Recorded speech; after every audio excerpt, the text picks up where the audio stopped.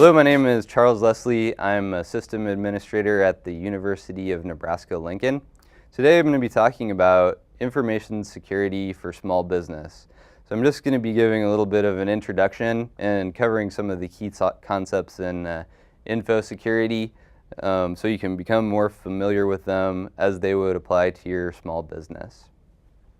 So why is information security important?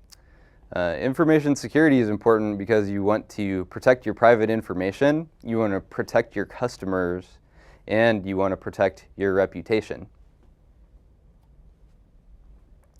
So some key concepts of information and information security, ideas you want to provide, confidentiality, so you want to protect against you want to restrict access to your confidential data and protect against disclosure. Integrity, you want to prevent improper modification of your information or destruction or so it won't be authentic. You want to keep the integrity.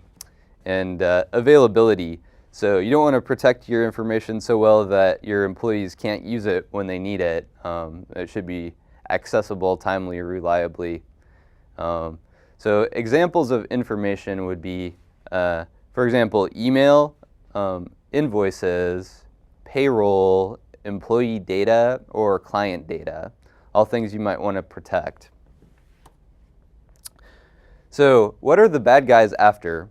So they might be after access to your information or your client's information. They might want to access your money, your accounts, or your equipment. They might want your personally identifiable information, identity theft, computer resources for attacking others. So they may just want to use your computers to leverage so they can attack other people. Or they may want to deface your website for publicity or for politics. Here's an example of a hacked site. It's a UN news page that was hacked by a political group to spread their ideas. So quickly, we're going to go into some key concepts of information security. The first one is operations intelligence. Know what you have, know what you want to try to protect. So you want to try to identify the important things in your company and what you want to protect before you decide how you want to protect it. The second is risk management. So when you've identified your information, you try to figure out what's at risk and how can I mitigate that risk. Access control, that would be like accounts and passwords. Telecommunication and network security, those would be the mediums that you're using to transmit your information. So a lot of times attackers would want to penetrate your telecommunications or your network. So that's an important concept.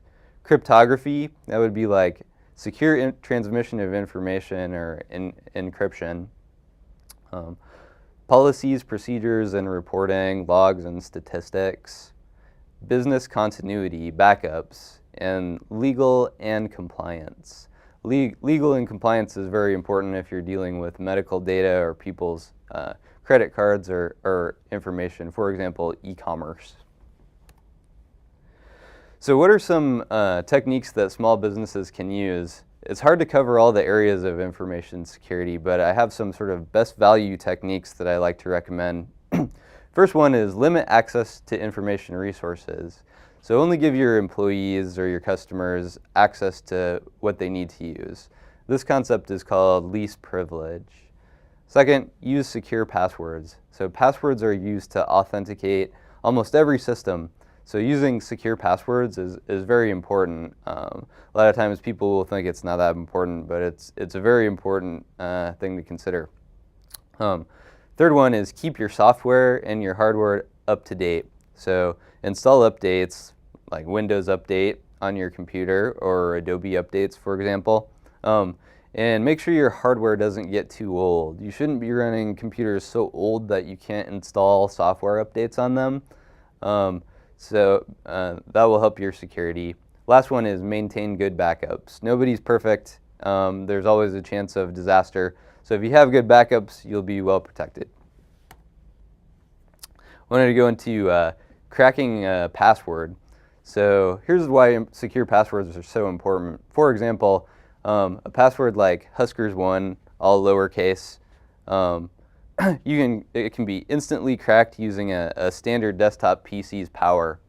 Huskers1 with a capital H, still instantly, maybe 1 second, still not very secure.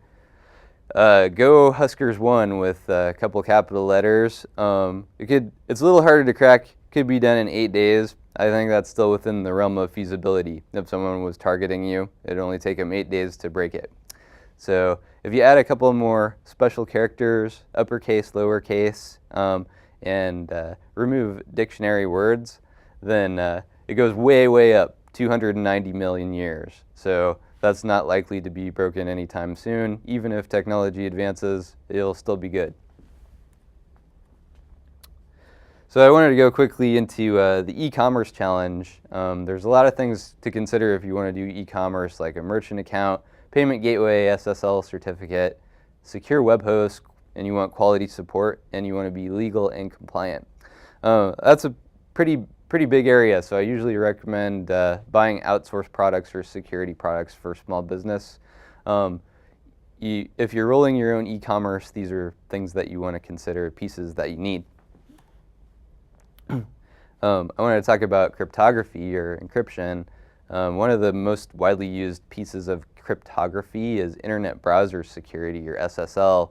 That would be the little green HTTPS up here in your toolbar. So you should, when you're accessing information through the web and you want to make sure it's secure, make sure you have the green lock in it. It's an HTTPS, and that way you can make sure your data is encrypted and secure and transmit. So I wanted to go again when disaster strikes.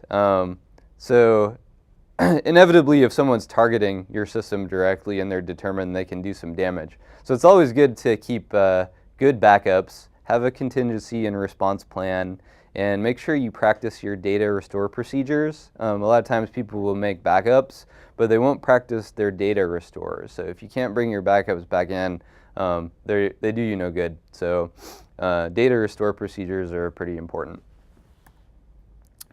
So some next steps to go into, we're going to go into risk management in detail, defense in depth, a layered approach, some more telecommunication stuff, firewalls, VPNs, networks, Wi-Fi, some